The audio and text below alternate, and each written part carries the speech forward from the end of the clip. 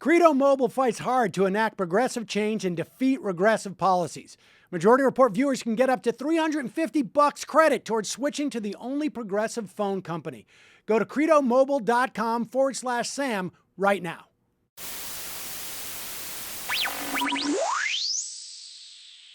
On the phone, it is always a pleasure to welcome to this program the inimitable. Are you a contributing editor or a contributing writer?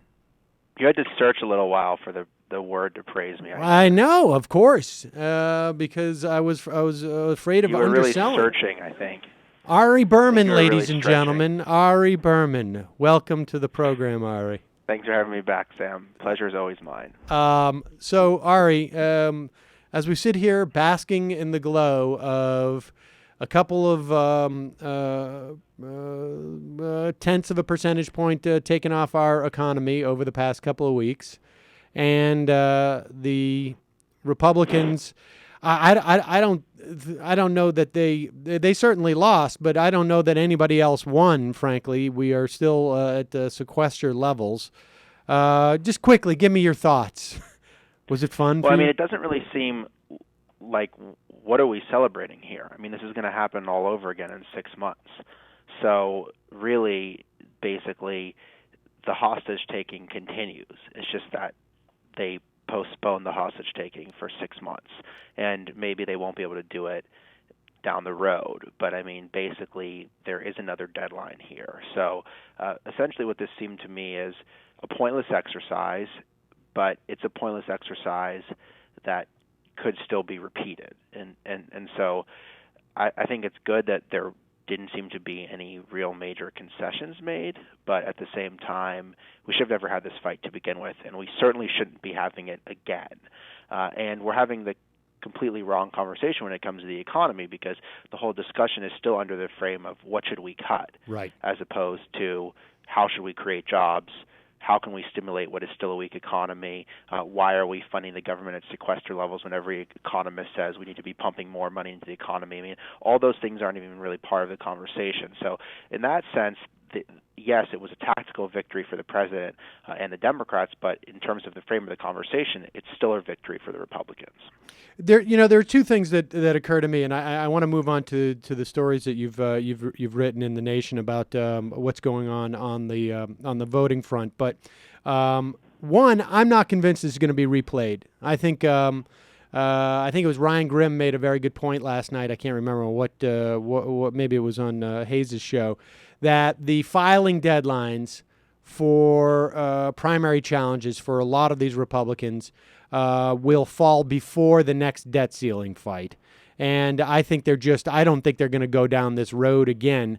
But I also am not convinced that they're going to have to, because I think, we still are back to where we were a month and a half ago, which was the president really jonesing to cut entitlements for his legacy.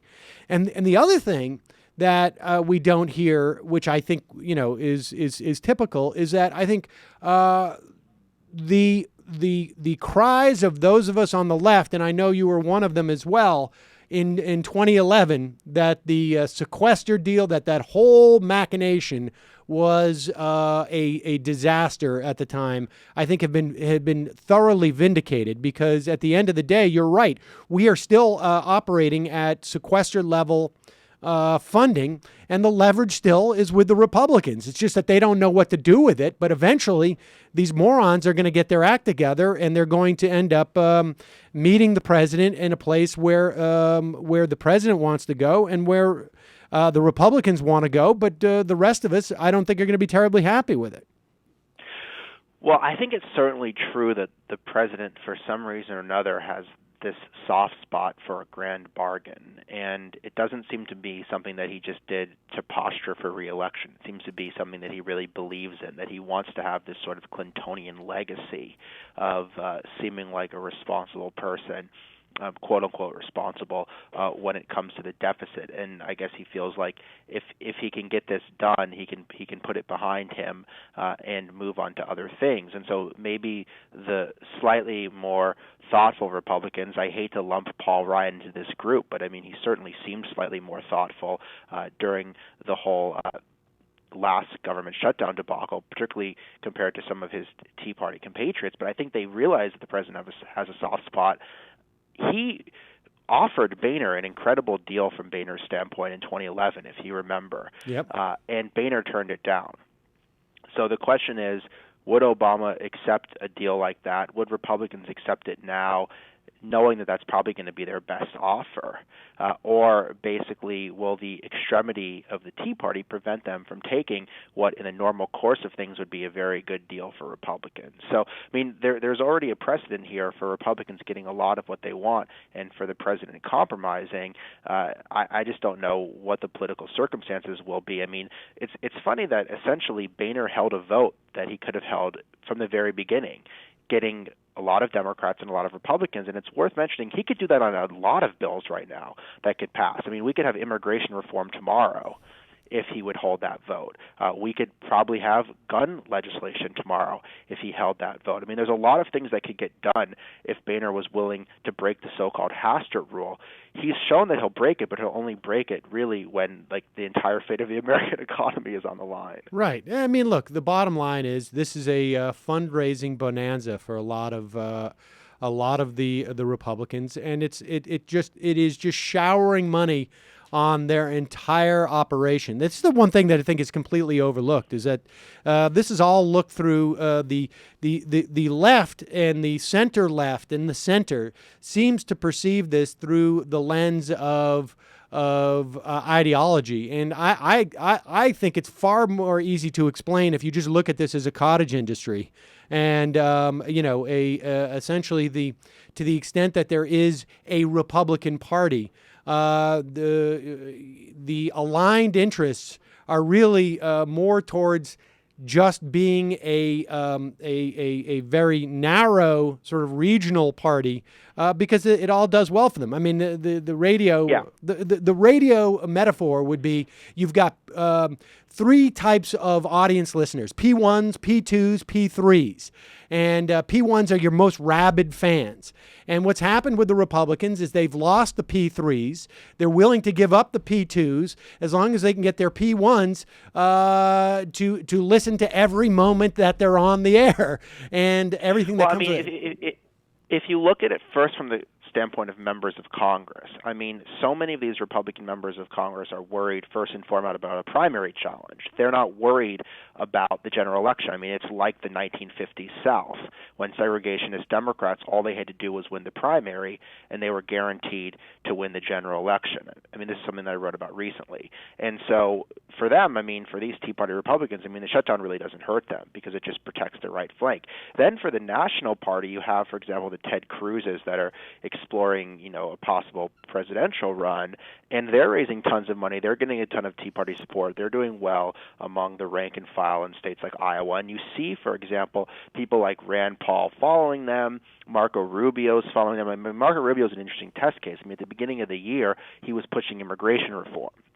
He angered a lot of conservative Republicans by doing that, and so now what he's doing is he's letting as little distance between him and Ted Cruz as possible, and he's moving to the right. I mean, so even if Ted Cruz lost tactically, I mean, he's winning by pushing people like Marco Rubio, who are from the slightly more establishment wing of the party, over to the right as a result. And so, I mean, I don't necessarily think the Republicans learned a lesson here. I mean, I certainly think that the sort of northern moderates, to the extent that they still exist, I mean, they showed their unhappiness with the party. And some of the more pragmatic conservatives show their unhappiness of the party. But in terms of the sort of Tea Party wing of the party, which is largely ascended in Congress and still has a lot of power among the Senate caucus, I don't really think that they've necessarily learned a lesson here. No, and to the extent that they have, they said that we made a ton of cash. I mean, everybody's talking about what they lost. What did they lose? They didn't, I don't think they lost anything at this point. They just didn't get what they wanted. But that doesn't mean that they're at a deficit. And my P1 analogy here, I think, is it fits nicely with your piece that you wrote earlier this month about the GOP's white Southern Republican problem. I mean, this is their dilemma. They, in radio, it was always a sense of like, if you're only playing to your P1s, you cannot grow your base. But if your operational, if your expenditures are met by what your P1s are supporting you, then you're okay. And that's basically what the dynamic has been created with these Republicans, as you write about this white Southern Republican problem. Well, I was really surprised because, I mean, I've known for a long time when it comes to issues like voting rights that the Republican Party is wider and more conservative than they've ever been. But when I actually crunched the numbers, I mean, what I found was that if you look at after the 1994 elections, there were 69 members of the South in the Republican Party in the House out of the majority. And today there's 98. So it's increased from 69 to 98. And remember, after 94 was the Gingrich Revolution, so there was a ton of white Republican Southerners in the House. It wasn't like they were a minority. I mean, they were really the governing class of the Republican Party. And for that number to have increased so drastically today just shows you that basically, what Gingrich has happened, the sort of Gingrich Revolution is now on steroids when it comes to the House. And you have such a large percentage of the Republican caucus represented by very, very conservative Southerners who represent very, very conservative districts, because that's what's also changed in the South. It's not like white conservatives are representing swing districts where there's, for example, coalitions of moderate white Southerners and progressive black Democrats they have to woo. They've drawn the districts in such a way that there's as many white voters as possible in as many districts and as few African American and Hispanic voters in as few districts as possible. So the districts are so racially segregated now that there's no inclination for these white Republicans to compromise because they're in such safe congressional districts, and they've bleached them to such an extent that they feel like they can continue this trend indefinitely. What it means for the Republican Party nationally, though, is that their party essentially is defined right now by white conservative Southerners.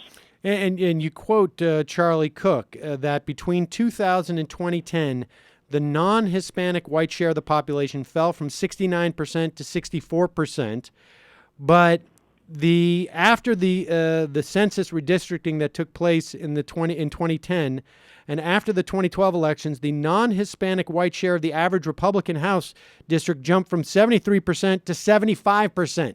So not only were they becoming more white at a time, just in general, they were becoming more white at a time where the entire trend of the country was going the opposite direction. And so that you're talking like a 5 to 8% swing there. Yeah, I mean, this is the whole governing philosophy of the Republican Party is how do you stop demographic change? I mean, this has been their MO since Obama got elected. I mean, that's why they're resisting immigration reform. That's why they're making it harder for people to vote. That's why they're denying the expansion of Obamacare. I mean, all these things are about trying to stop a demographic wave that is really inevitable. And it's true that it's inevitable in the sense that demographic change is going to happen, but the question is, how will demographic change translate into the electorate? And Republicans are betting that they can do all these things to forestall this diversity of the electorate. Another thing that I didn't mention in this article is that Republicans are overwhelmingly also representing rural America, which is, of course, overwhelmingly white in most places. And so you have a situation where there's such a disproportionate power that, essentially the white rural South has over the country. I mean, it's not like this is the demographic that should be ruling. I mean, essentially we have something of a statistical aberration that's governing at least one branch of the Congress right now. And some of it's based on how people live, and some of it's based on redistricting, and some of it's based on policy choices. But basically, the American political system is not representative of the demographics of the country right now. Yeah, and just to remind people, the Democrats in the House received over 1 million more votes than the Republicans in the House, despite the fact that the Republicans, still maintain control. So it gives you a sense of just how sort of jerry-rigged the system is. All right, now I want to talk about, you had a piece yesterday, maybe it was 2 days ago, I guess, on what is happening now since the Supreme Court, and we have spoken to you about this in the past, and I would encourage people to go back and listen. If you didn't hear Ari and I discuss the implications of the Supreme Court gutting Section 5 of the Voting Rights Act, which essentially was the formula in which the Justice Department would base their pre-clearance of voting changes in specific counties and states across the country. So let's talk about what's happening now as a result of that, because the Republicans in these states immediately took advantage of this, like literally the day after. What's happening in Arizona and Kansas?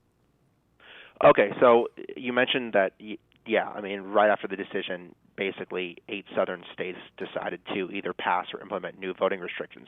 Now they've gone further, and there's a new voter suppression tactic that's being used. It's not new in the sense that it's been used since the 1890s, but it's new in that it's being resurrected. And what's happening in Arizona, which is one of those states that was covered by Section 5, and also Kansas, a state that wasn't covered by Section 5 of the Voting Rights Act, is that they're essentially saying that if you don't show proof of citizenship to register to vote under the National Voter Registration Act. So if you vote using this federal form that was instituted in 1993, which 28 million people used in 2008, if you don't show proof of citizenship, you can't vote in state and local elections. That they're going to set up 2 tiers of registration, one for federal elections and one for state and local elections. And this is the kind of thing that was done, for example, in Mississippi in the 1890s. It was also blocked under Section 5 of the Voting Rights Act when Mississippi tried to do it again after the passage of the National Voter Registration Act in 1993, because basically what happened in 1993 is the National Voter Registration Act said that people can register, for example, at DMVs and other public locations, which drastically expanded access to voter registration. Arizona sued recently before the Supreme Court to say that they could require proof of citizenship even if it wasn't required under the National Voter Registration Act. Now, wait, let me stop you here for 1 second. Let me stop you here for 1 second to make something absolutely clear to people. There's a difference between affirming that you're a citizen and actually providing documentation. In other words, when people register to vote under the NVRA, they have to affirm under the penalty of perjury that they're U.S. citizens. So it's not like you can just go in there. You are putting yourself in legal jeopardy to register and sign off and check that box that you are a U.S. citizen. So this is not, it's not willy-nilly. It is simply that we're not going to take documentation because, first off, you know, why would someone who is an undocumented immigrant go in and subject themselves, are already living in the shadows? Why would they go in there and subject themselves just for the opportunity to vote? It doesn't make any sense.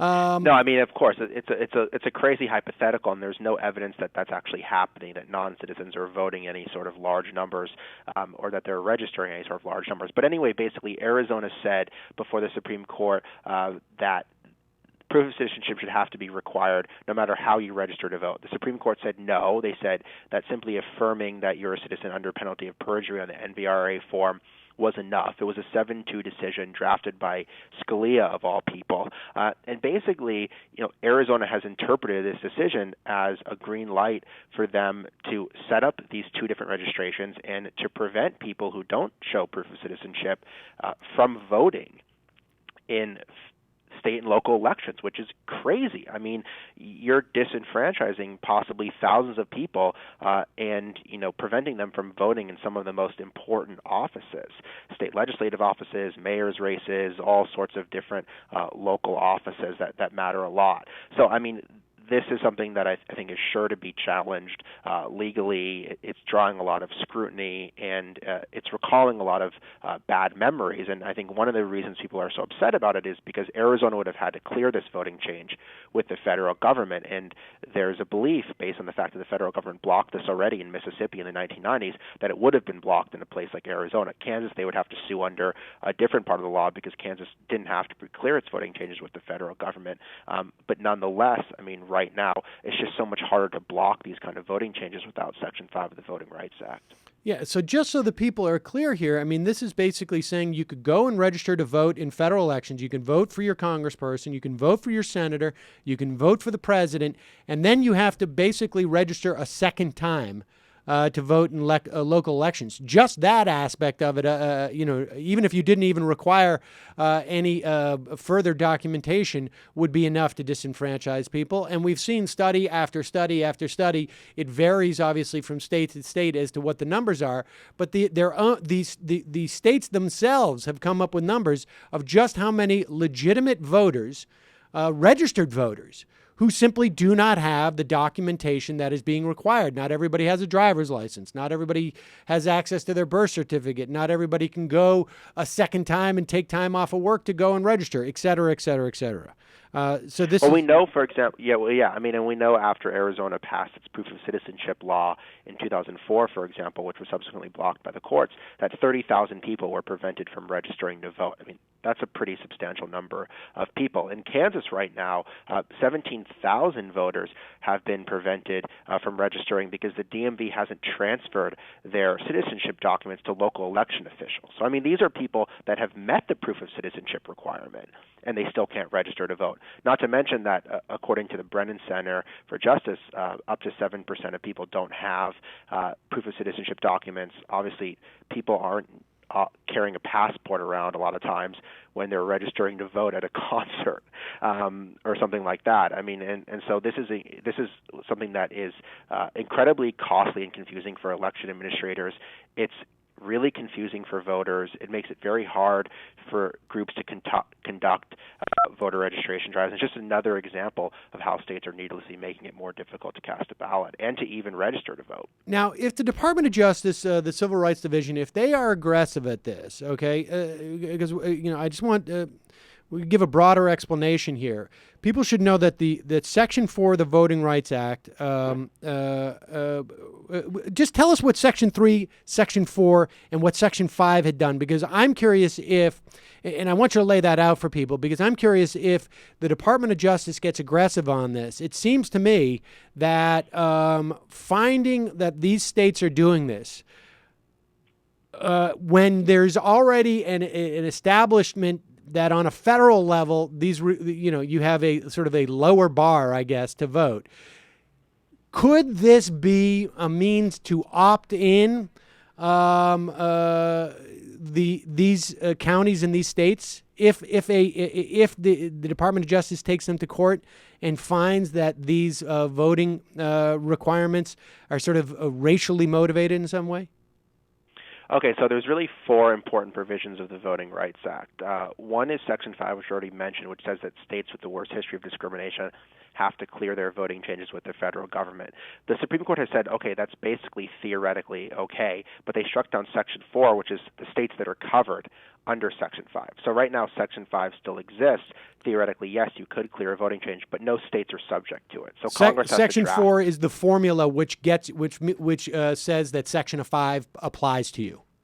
Exactly. So, I mean, right now, Congress needs to draw a new map for Section 4 so that those states have to get permission to enact a voting change under Section 5. The other sections which still exist, one is Section 3, which says that states that are guilty of intentional discrimination, a very high bar to clear, but nonetheless, states that are guilty of intentional discrimination have to clear their voting changes with the federal government for a period of time. So the Justice Department, for example, has sued North Carolina and Texas both their voter ID laws and some other provisions as well in North Carolina, saying that they were enacted with intentional discrimination. That's going to be a very uphill fight. They've also sued them under Section 2 of the Voting Rights Act, which is a nationwide ban on voting discrimination. Now, the problem with Section 2 is, yes, it applies nationwide, and yes, it is something of a substitute for Section 5. The problem is that now the Justice Department has to prove, the burden of proof is on them to show that a voting change is discriminatory. It's not on the states anymore like it was under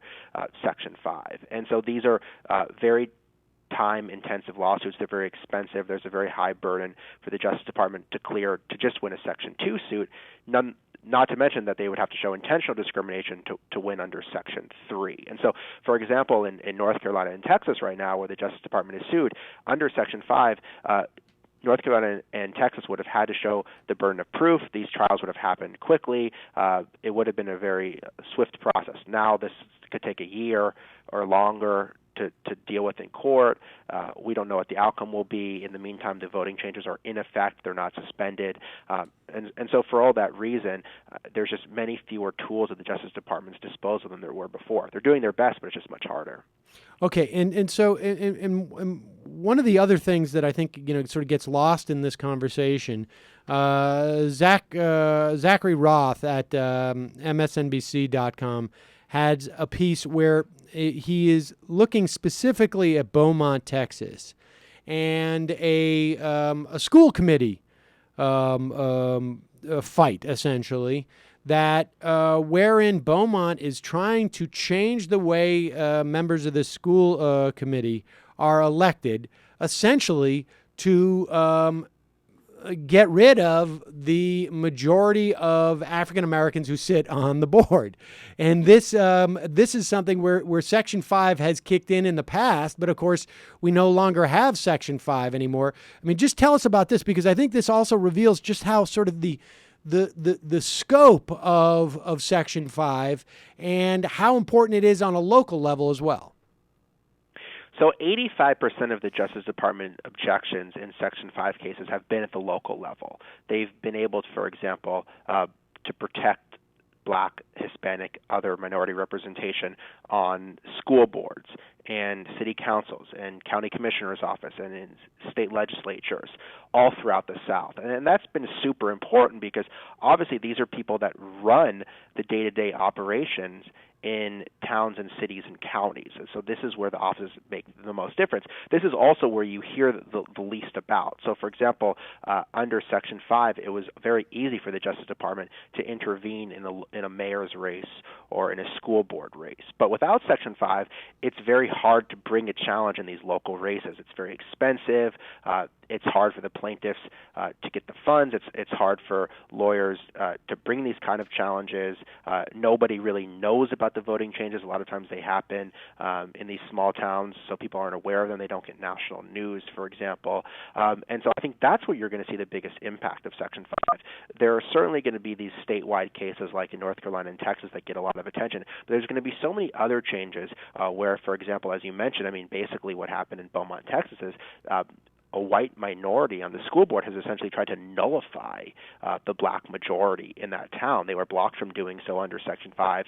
Now they think they can do it without that federal protection there any longer. And the question is this going to be repeated all across the South? Are we going to see a situation where essentially 50 years of progress are wiped out in the span of a few years because all these local jurisdictions now decide to try to subvert the voting rights gains that have been made in the past 50 years? I mean, I think it's a very, very worrisome situation right now in terms of what's happening at the local level. I mean, it seems inevitable, right? I mean, the same guys who brought us Shelby County. This is the case that the Supreme Court took up and used to invalidate the formula for Section 5. This, I would imagine, those same guys who have been looking for cases like this all the time are just going to go and do a PowerPoint in every town and every county across these states that are no longer subject to Section 5. Well, I mean, I think they're certainly going to try. Some jurisdictions aren't going to want to deal with this. They're not going to want the legal fights or the national attention, or they're going to think that this is just morally wrong to do. But there's no doubt that more jurisdictions are going to try. We're already seeing them doing so, and so the question is, what can you do about it? Can you shame them publicly? Can you file lawsuits? Can you win under other provisions of the Voting Rights Act? I mean, I think that's one reason why these challenges in North Carolina and Texas are so important, because if the Justice Department wins in these cases, it's going to restore some semblance of order. If they lose in these cases, I mean, really all bets are off, and it's really going to be incumbent on Congress to try to do something. I mean, it's a terrifying thought to rely on Congress to do anything, given what we've seen in the last few weeks. But ultimately, this is Congress's responsibility. Congress passed the Voting Rights Act. Congress amended it 4 times. Congress can do it again. Maybe not this Congress, but this is at least something for Congress to aspire to in the future, because the status quo, as we're seeing already, is not one that's going to work very well in terms of protecting voting rights and protecting civil rights more broadly. Lastly, is there legislation to deal with this new formula in Congress now? I mean, I understand that it's highly unlikely to be picked up in this session, and depending on the outcome of the 2014 election, there may be a better opportunity. But is there anything happening on this front in Congress? Not yet. I think everything's been happening pretty quietly. I think the idea is that Representative James Sensenbrenner, Republican of Wisconsin, who was chair of the House Judiciary Committee in 2006 when the VRA was overwhelmingly reauthorized, I think voting rights supporters want him to take the lead because he is a conservative Republican, so he's the best face for this to try to recruit other Republicans to the cause. I think the hope is that he, and then there's a working group of Black Democrats that are also looking at legislation, that maybe they could come together, have a proposal, and then at least groups can rally around it. People can at least say, hey, there is a bill in Congress. At the very least, it could become an election issue in certain places. You could start putting pressure on Congress and build towards some sort of long-term solution on this. But I don't think the legislation has happened yet, not only because it's politically sensitive, but also because it's difficult to do on a practical basis. I mean, Section 5 worked pretty well. I mean, it did get the states that were discriminating most often. It didn't get all of the states, but certainly the Texas, North Carolinas, Alabama, Georgias of the world. I mean, they were the ones that were the worst actors still. I mean, they were the worst actors in 1965, and they were the worst actors today. And they were covered, and so it's hard to figure out how you can, A, cover everybody, and then, B, do it in such a way that satisfies the Supreme Court. It's just a very, very difficult empirical task, not to mention an incredibly difficult political task to get this Republican Party, which has shown itself to be so hostile to any sort of civil rights measures, to try to agree to anything. And on the ground, in terms of organizing, is this, we heard that the voter suppression ended up in some respects being a leverage to drive people to the polls. Are you seeing a lot of gearing up in terms of community organizing to follow that sort of same formula? I think in certain places. I don't think we should assume that it's going to happen everywhere. But for example, in North Carolina, right. One thing the Republicans tried to do after they passed this sweeping voter suppression bill is they tried to prevent students at historically black colleges from actually running for office, saying that they weren't legally registered. They couldn't legally register where they were students. One of these students, Montravius King, at Elizabeth City State University in Elizabeth City, North Carolina, was actually prevented from running for city council. His case got a lot of attention. Rachel Maddow went down there. It became a national story. The State Board of Elections subsequently ruled that he could run for office, and he was the top vote getter in the recent city council elections there. And a third of the votes were cast by students, which is a very high number in the city council race. So I think in that case, absolutely. I mean, the Republican overreach elevated a race that probably no one would be paying attention to into a national battle. So to the extent that can happen, that's great, and I think it will backfire. But is that going to happen all throughout the South? No. And that's the problem is, it takes a lot. It takes a lot of public attention. It takes a lot of legal attention. It takes a lot of political work to have this kind of voter suppression backlash. So I certainly would love to see it happen all across the country in 2014 and in 2016. But I don't think we should fool ourselves that Right. somehow efforts to make it more difficult to vote are going to actually encourage more people to vote. I mean, that's not necessarily a thesis that I would rely on. Right. I think we call that a bank shot, and a very difficult bank shot indeed. Ari Berman from The Nation magazine, always a pleasure. Thanks for talking to us about this. Thanks, Sam. I appreciate it.